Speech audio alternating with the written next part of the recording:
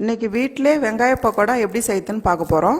இந்த பக்கோடா கடையில் வாங்குற மாதிரியே நல்லா கிறிஸ்பியாக இருக்கும், சாப்பிட்றதுக்கு நல்லா டேஸ்ட்டாக இருக்கும். வாங்கம்மா எப்படி செய்யுதுன்னு பார்க்கலாம். இப்போ ஒரு பவுலில் 3 பெரிய வெங்காயம் நீட்டு வகையில் கட் பண்ணியிருக்கேன். பக்கோடாவுக்கு வெங்காயம் அதிகமாக சேர்த்துக்குங்க. இதே போல் கட் பண்ணி எடுத்துக்குங்க. ஒரு 10லேருந்து 15 வரலும் பூண்டு எடுத்து நச்சு வச்சுருக்கேன். பூண்டு தோல் எடுக்காதீங்க, அப்படியே நச்சு எடுத்துக்குங்க. கொஞ்சமாக இஞ்சி சீவல், கருவேப்பிலை 4ஆக கட் பண்ணி வச்சுருக்கேன். இதே போல் கட் பண்ணி சேர்த்துக்குங்க, முழுசாக சேர்க்காதீங்க. 3 பச்சை மிளகாய் பொடியாக நறுக்குனது, இதையும் சேர்த்துக்கலாம். கொஞ்சமாக மிளகாய் தூள் சேர்த்துக்கலாம். ஒரு 2 சிட்டிக்கு அளவு மஞ்சள் சேர்த்துக்கலாம். ஒரு 4 சிட்டிக்கு அளவு பெருங்காயம், கூடவே தேவையான அளவு உப்பு சேர்த்துக்கலாம்.